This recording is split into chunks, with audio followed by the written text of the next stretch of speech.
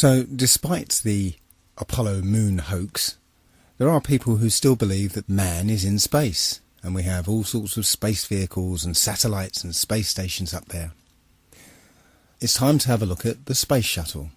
So, let's take a look at a typical shuttle launch. T-minus 17 seconds and count. 15, 12, 11, 10, 9, 8, 7, 6, start, 2, 1, booster ignition, and liftoff of the Space Shuttle Discovery, returning to the space station, paving the way for future missions beyond.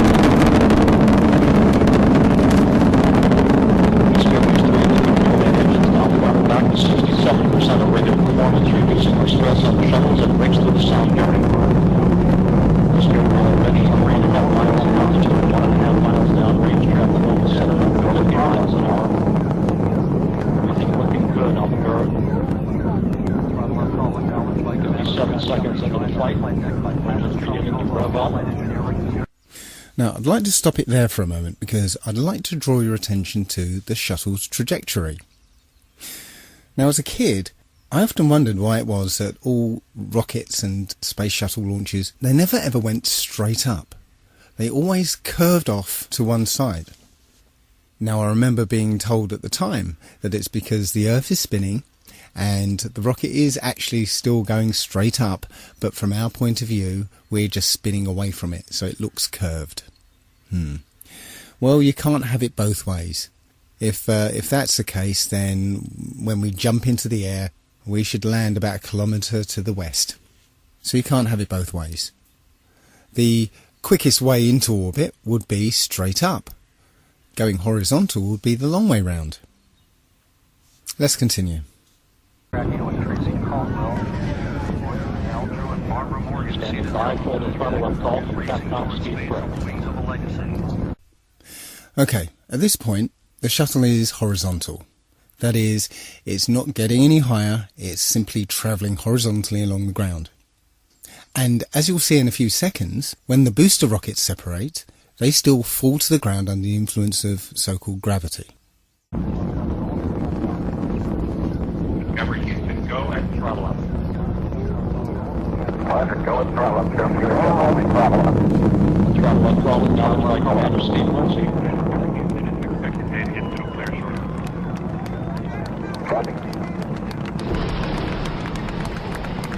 Solid rocket booster separation confirmed. Guidance now converging. Discovery's onboard computers commanding the main engine nozzles to swivel, aiming the shuttle for its precise target in space for main engine cutoff. Should have a good forward leg now on S10. Okay, you sound good.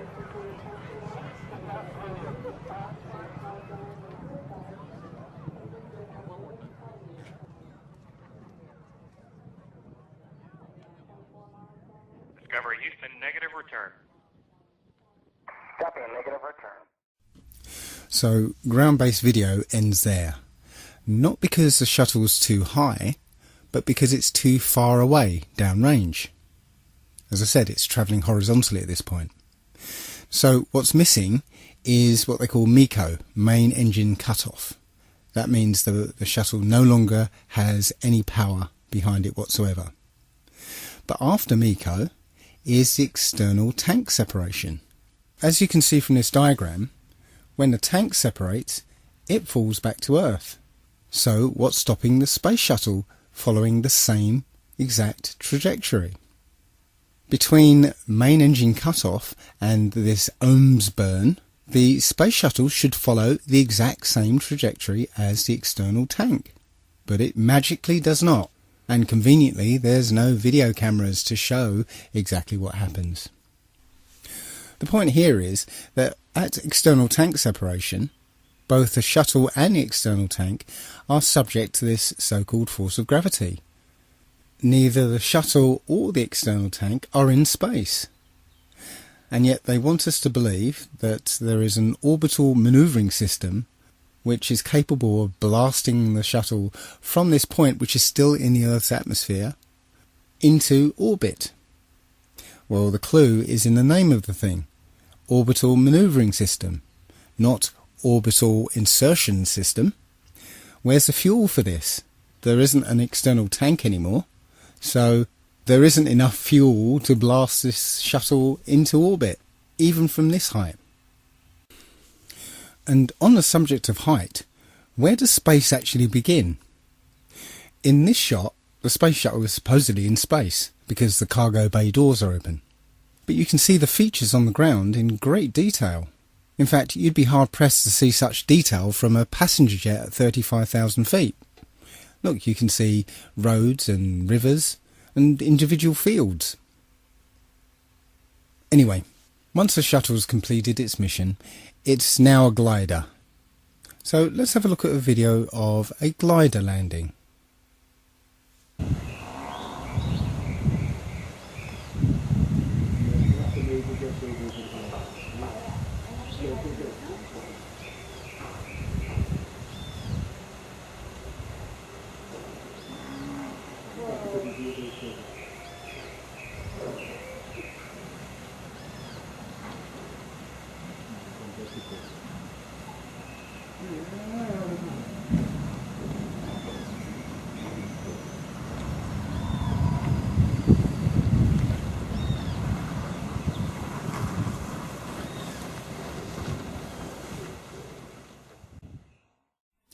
Now let's take a look at NASA's glider landing. And pay particular attention to the sound of non-existent jet engines powering down after landing. Down and locked.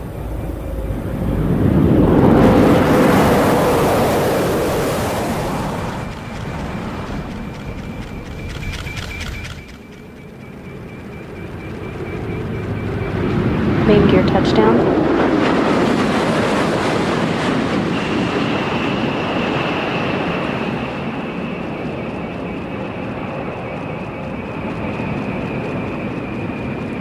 Nose gear touchdown. Deploying of the drag chute delayed to assess the conditions of the crosswinds on the orbiter as it rolls out on the runway 15 at the Kennedy Space Center, wrapping up a nearly 5.3 million mile mission. Endeavour returning the first educator mission specialist Barbara Morgan to Earth to begin the next step in her journey to inspire future generations to explore, learn, and build a better future.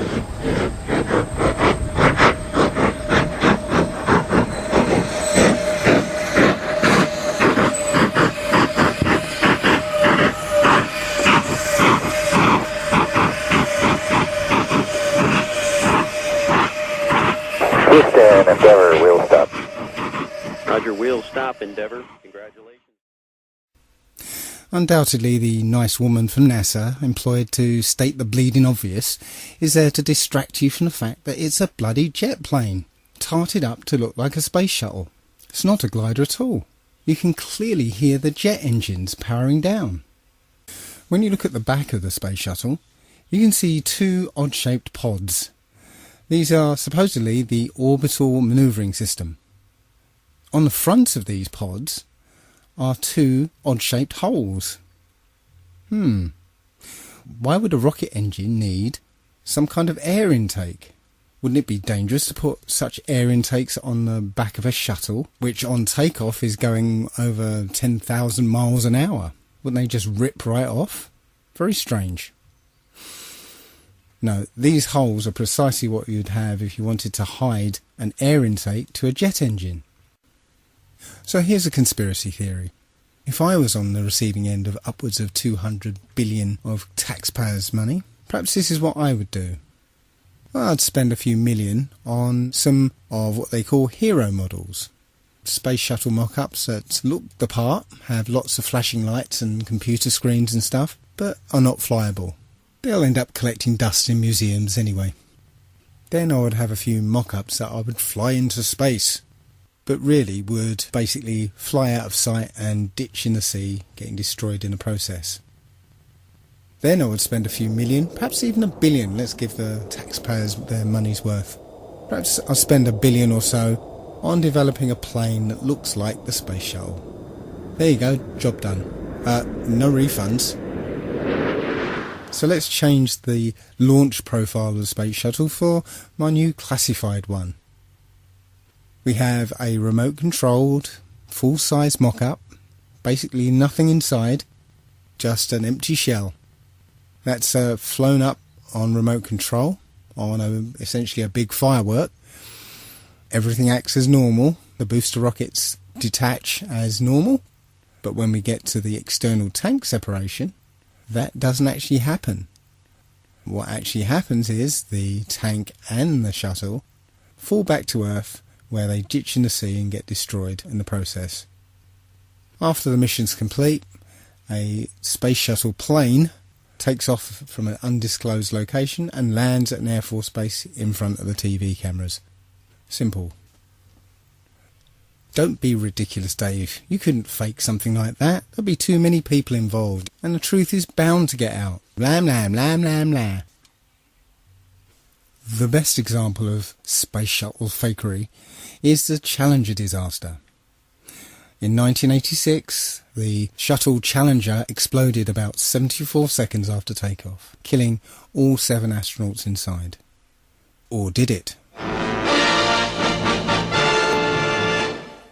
It turns out that 6 of the 7 are still alive and kicking today.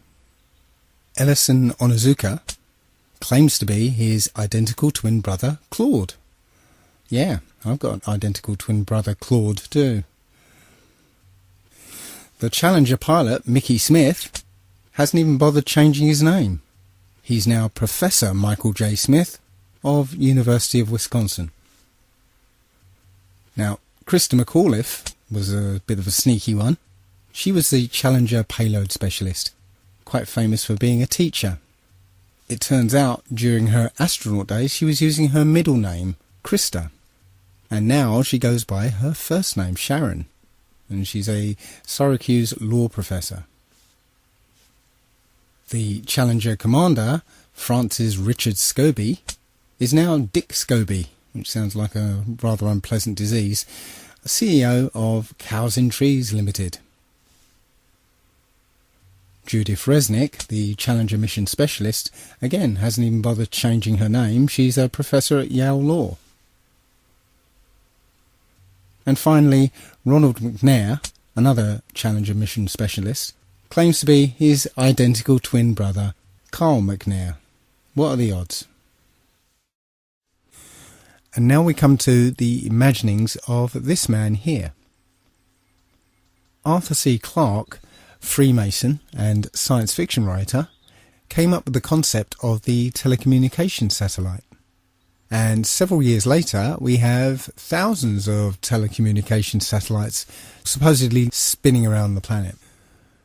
Again though, strangely enough, if you try and look for images of communication satellites, despite the fact that there are thousands of these things up there, you don't actually find a photograph of them. Just lots and lots of CGI photoshopped images. The problem is that satellites inhabit a region of the upper atmosphere known as the thermosphere. It gets its name because the temperatures up there reach something in the order of 2,500 degrees centigrade. This is a source of some confusion. Although Wikipedia says that it reaches such high temperatures, it also says, paradoxically, that you wouldn't actually feel the heat because there's not enough air molecules up there to heat you up. Yeah, right. Doesn't quite work like that. The vacuum of space is actually a perfect insulator, which is why we use a vacuum barrier in thermos flasks. The heat from the inside cannot be conducted or convected to the outside. The sun's radiation does not actually heat space up. As I said, the vacuum is a perfect insulator. The sun's radiation traverses space until it hits some object. And when it does, that object absorbs the heat and the temperature rises and keeps rising. And without an atmosphere to conduct or convect the heat away, the temperature will rise up to and over 2,500 degrees. So the Hubble telescope, for instance, would look something like this. All the satellites and the Space Shuttle and the International Space Station, they would all be molten slabs of metal spinning around in orbit. But let's put that aside for a moment. There are supposedly between 25,000 and 50,000 satellites in orbit. But let's have a look at some videos supposedly from the International Space Station.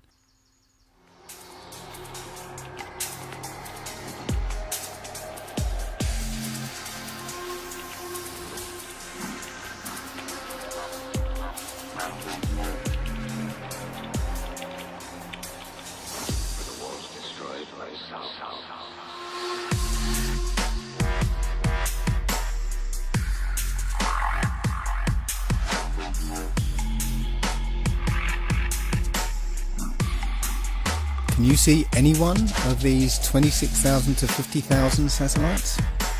I can't.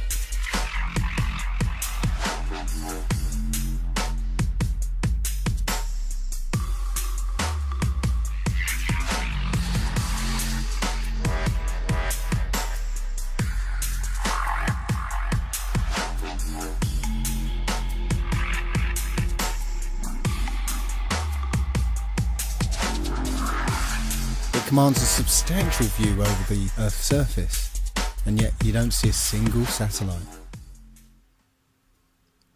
Now, I do accept that you can look up into the night sky and see what we're told are satellites. I've done it myself. I've seen bright lights moving across the sky, but I have no idea what those things are. In this video, you can see several large bright objects. However, none of them appear on any satellite tracking applications. When you look up at a jet airliner flying at 35,000 feet, you can only see it as a small dot. So how is it if something the size of a jumbo jet is rendered as a small dot at about 5 to 7 miles up, that you can see a satellite which is the size of between a car and a school bus at 100 miles away? You just wouldn't see it. At about this point, somebody's bound to say, what about the global positioning system? How would that work without satellites? Well, as it happens, the technology has actually been around since World War II. There are actually two systems, one called LORAN and another called DECA. Those were navigation systems based on radio triangulation. Now, the GPS systems that we're used to now are basically the same systems, just improved with a new computer interface. Similarly, the international telephone traffic that's supposedly handled by satellites are handled by undersea fibre optic cables. Shortwave radio can also span large distances and also be bounced off the ionosphere. So, in the absence of any hard physical evidence, I submit that satellites are just a work of fiction and another way that NASA and the US military managed to con the American public out of billions of dollars. So let's turn our attention to the International Space Station. This is one of those occasions where we can't really trust two-dimensional media, because all we have is images and video that supposedly prove that there's an International Space Station up there and it's been manned since 1999. One of the most visible indications that there are people up in space inside the International Space Station is that they're in zero gravity. However, NASA has an aircraft known as the Vomit Comet, and when this aircraft takes a certain flight path, the people inside feel weightlessness.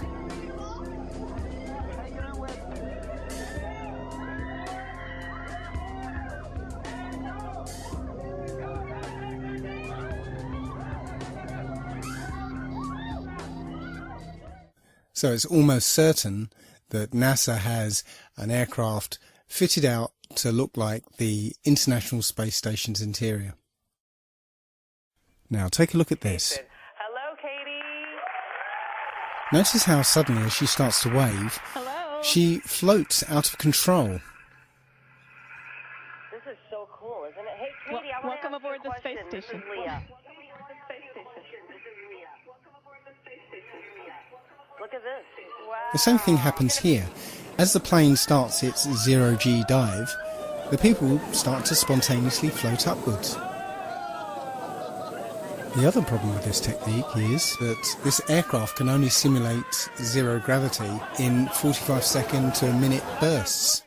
So NASA employs many little tricks here to simulate weightlessness. None of their footage is live, it's all pre-recorded and edited, so plenty of scope there to use some of the cinematic tricks that we're used to, like harnesses and wires that are edited out later with CGI.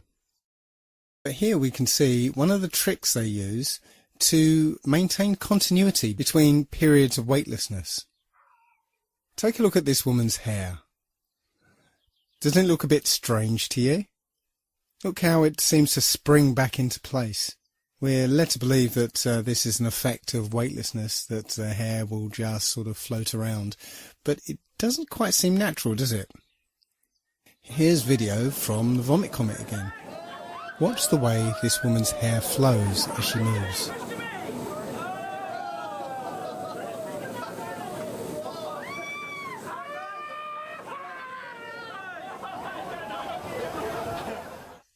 Seems quite obvious now that this is some kind of perm or hairspray, so that between periods of weightlessness we get that visual continuity. Now, there are plenty of examples of these gravitational anomalies, but I'm not going to spend too much time on it. I just wanted to show that all these things that you can see from NASA can be simulated and CGI'd up for your benefit. They don't seem to do any real scientific experiments up there. The effort seems to be just to get you to believe that they're there. That's it. There are also plenty of anomalies when you look at spacewalks. For footage of spacewalks on the exterior of the International Space Station, NASA will freely admit they have a huge swimming pool called the Neutral Buoyancy Lab, where they train their astronauts, and within this huge swimming pool they have a mock-up of the exterior of the International Space Station.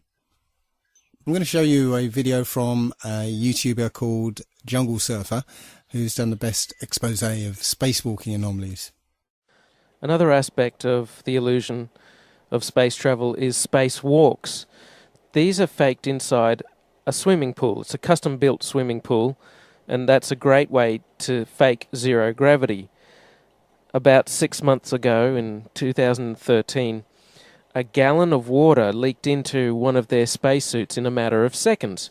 NASA doesn't really have a proper explanation for how on earth this could have happened. There shouldn't be water leaking into someone's helmet and a person almost drowning in space. How can you drown in space? They now wear snorkels to make sure that they don't drown in space.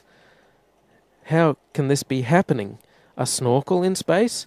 There could be some water in the porous plate sublimator. When they were on the moon, they supposedly had about a gallon of water, but that cooling system is supposed to be well away from their head. There really is no sane explanation for why a gallon of water would leak into someone's spacesuit, unless you realize the whole thing is faked inside a swimming pool. In this scene, you can see the Chinese spacewalk, and you can see a bubble coming up from the guy's suit. How do you have a bubble in space? Space is supposed to be a vacuum, not a swimming pool, but it's obviously just a swimming pool filled with water. Obviously, there would be some equipment that they could only fix from the outside, but a lot of these spacewalks, it seems like equipment they easily could have configured to be accessible from the inside of the International Space Station. It seems more like an excuse to get out and show their other space trick, which is the faking of spacewalks in a swimming pool.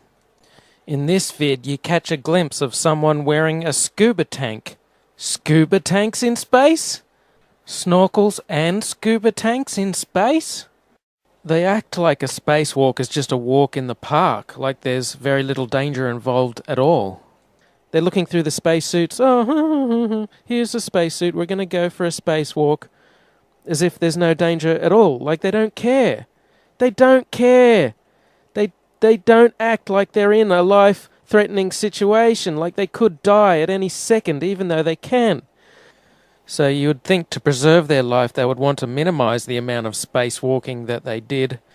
But there seems to be an abundance of equipment on the outside of the International Space Station that constantly requires repairing, which makes for a good TV spectacle and is inspired by movies like Sandra Bullock's Gravity. And after Gravity came out, they of course had to do another spacewalk to fix some emergency, some piece of equipment that their lives depend on that amazingly they can fix every time. But you know what? Thanks to the genius of the engineers at NASA, they employ snorkels in space now, so that should stop them from drowning. Finally, I'm going to leave the last word to one of the astronauts themselves, when he made a tiny little slip-up during a question and answer session. Take note of his body language after he makes his mistake. Hello, my name is Bailey. This question is for Chris. What was high school like for you?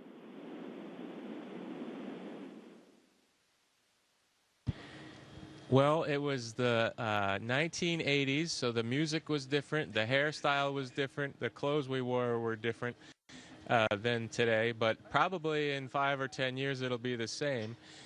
And in school, I was just like you, probably all of you there. I tried my best. I didn't always succeed, didn't always do well, but I put my best effort into school.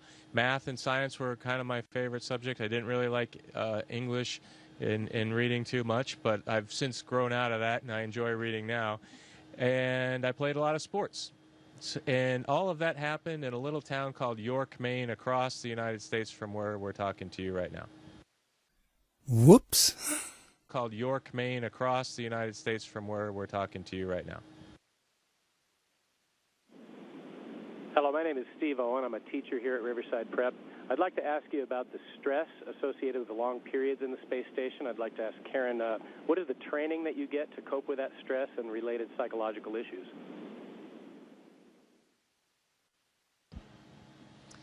Well, for psychological issues, actually, when we are selected as astronauts, we go through quite a vigorous psychological screening process. You certainly don't want somebody who comes up here and has a breakdown or is claustrophobic. But also, we have, well, like Chris's background as a Navy SEAL and Luca's background as a test pilot clearly prepare them for high-stress situations. I could also argue that going through the process of getting a PhD can be a high-stress thing as well. And so, generally, when people get to the point where they're applying for this job, they've been through several things in their life that are high stress and have proven that they can handle. Humans in space? I'm not even sure there is such a thing as space anymore. So, could the Earth really be flat? Most people, when they think of a flat Earth, immediately think, what happens when you get to the edge?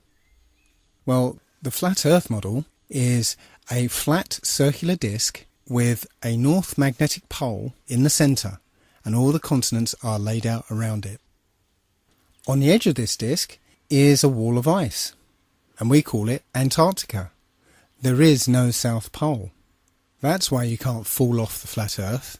The wall of ice keeps the oceans in and stops you from reaching the edge.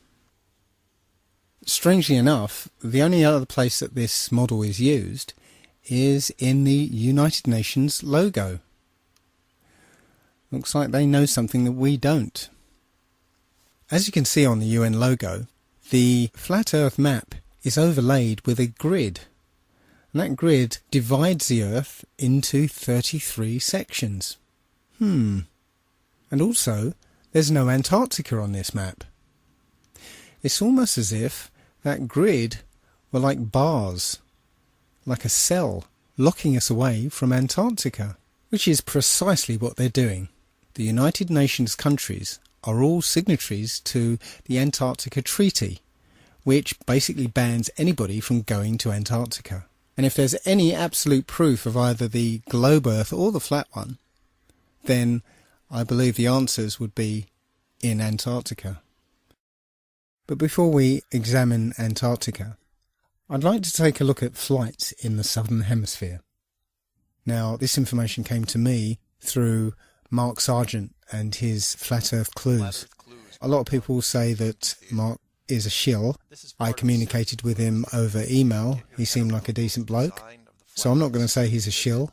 He has his ideas, his views, his perspectives, as I have mine, and everybody else has theirs. So I'm not going to say he's a shill. But nonetheless, his Flat Earth Clues were very well done, and I got a lot out of them. So thank you, Mark. The crux of this issue is the lack of direct flights in the Southern Hemisphere. I took a look at some of these flights and particularly focused on flights from Cape Town to Auckland, New Zealand.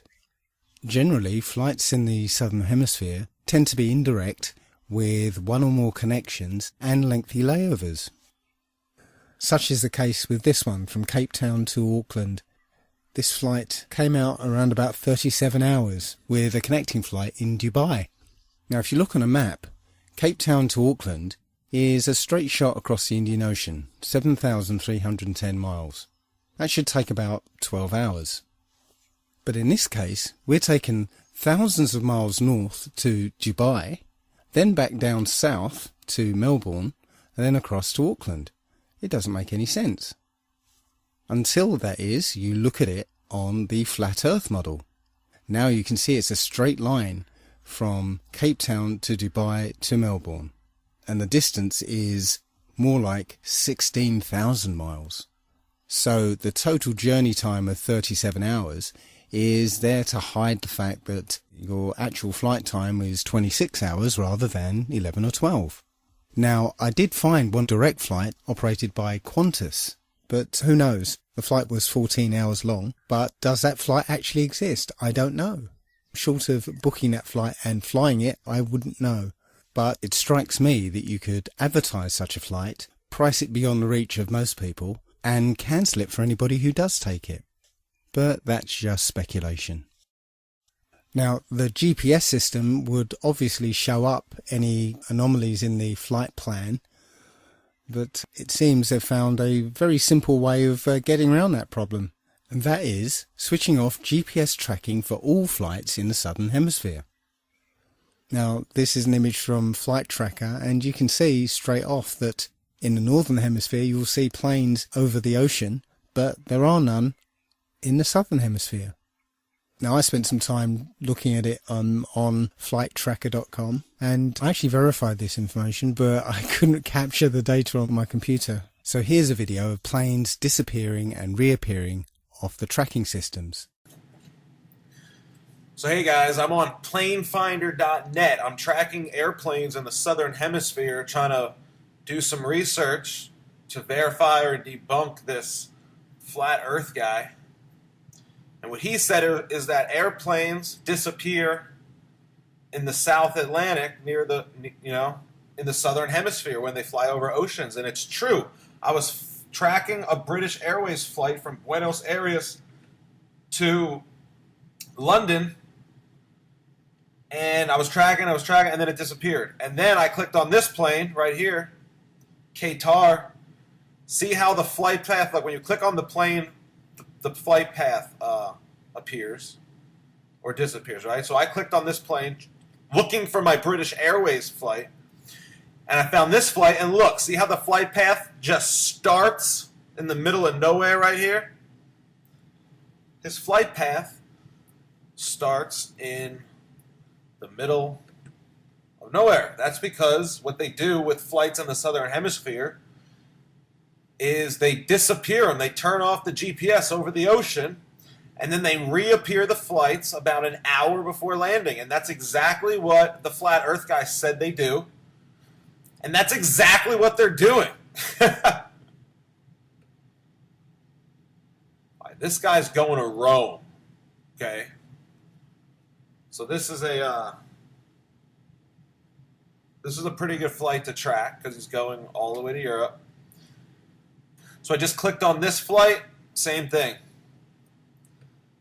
This guy, we should have saw him before when we were tracking the other plane and when we were tracking this plane that's heading to Rome. But this guy, when we were tracking the plane headed to Rome, he wasn't even on the map. He's coming from Abu Dhabi.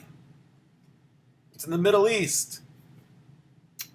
He's been in the air for what, 12, 13, 14, 15 hours? He's been in the air for 7,000 miles, and we're just picking him up right here. We're just picking him up in the middle of nowhere. Look. They disappeared the flight over the entire ocean, and they're reappearing it for landing about an hour before landing. Think about it. He's got 500 miles to go. It's about an hour before landing, just like the flat earth guy said. I mean, take a look at what this guy's flight path should look like on a flat earth model. This stuff's crazy. You have to look into this for yourselves. Don't pretend like you know everything, because you only know what you've been taught, and we know that the stuff we've been taught was a bunch of bullshit. So we need to question everything. Question everything, but don't believe everything. Question everything. There's a big difference.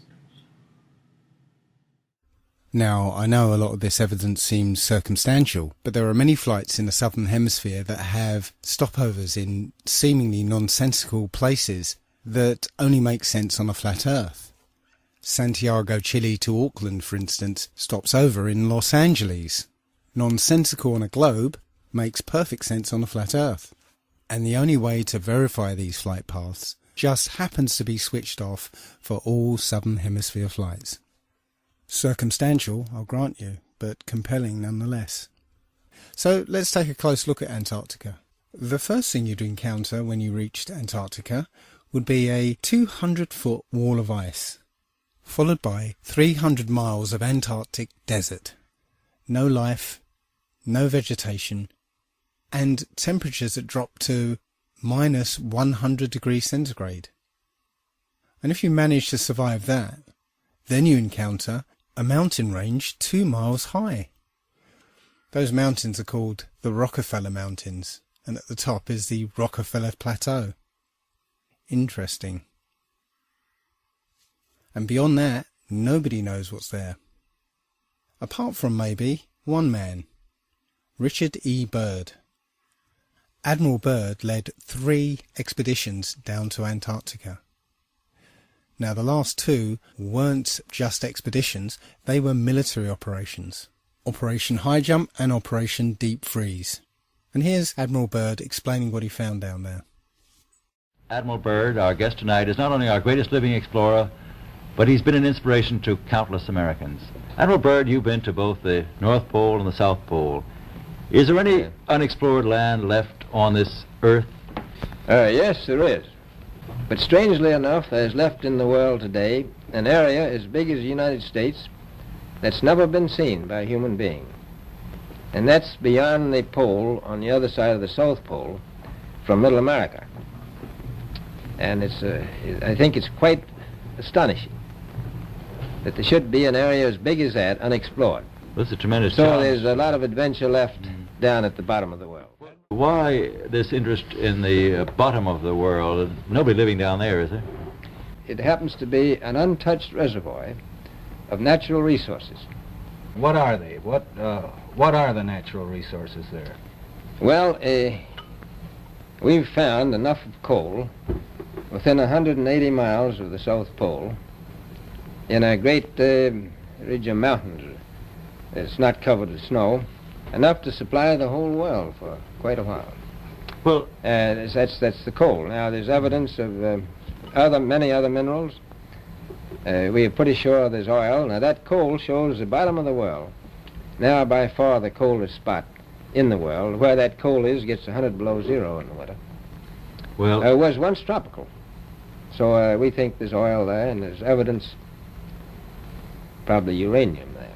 As I said, it's the most peaceful place in the world, but I don't think it will be for long because of this intense interest on the part of other nations and this nation.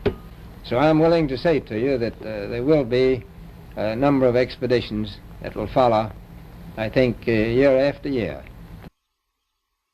Immediately after Admiral Byrd's last expedition, the Antarctic Treaty was signed and nobody was allowed to go there. Bearing in mind all the mineral resources, unlimited coal, unlimited oil, uranium, and an entire continent the size of North America lying unexplored. Now, we're talking about countries who burn down rainforests without batting an eyelid, or put up drilling rigs at the merest sniff of oil, or destroy pristine countryside to build fracking wells. Do you think for one moment any of these countries or corporations will leave all that untapped wealth unexploited? Something doesn't ring true. Now, I don't know for sure that we live on a flat earth, but I do know that we're not clinging onto the surface of a ball. And now let's look at the how and why. How have they managed to pull this off? Well, indoctrination since childhood. There's pretty much a globe in every classroom, and it's just a given that the world is a sphere. Even our language reflects it. Global finance and around the globe. And when we're taught things in childhood and everything we look at supports that view, then we rarely go back and re-examine it. But far and away the main basis of our belief is the supposed history of our scientific endeavour. What most people don't realise is that all the characters in this story are all actors in the same club. As George Carlin put it, it's a big club and you're not in it. Ptolemy, who first put forward the heliocentric model, was acknowledged as the first Mason. Copernicus was a Jesuit priest.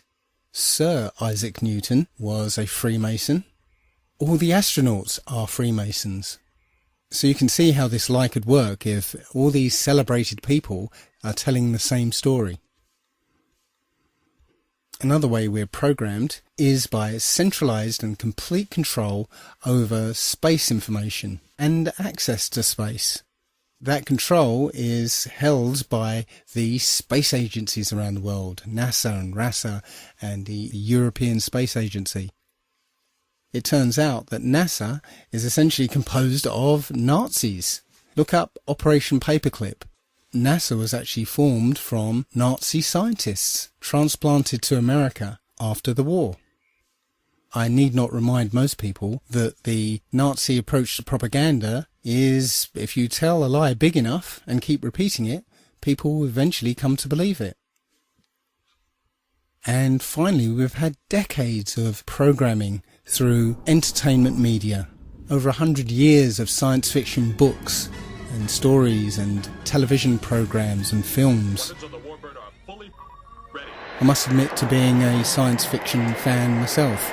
I grew up watching Star Trek, Star Wars, Babylon 5, Battlestar Galactica, watching films like 2001, 2010. I truly believed that our future lay in space. I saw an exciting future for mankind, moon bases, Mars bases, interstellar travel. But now I sincerely doubt there is any such thing as space.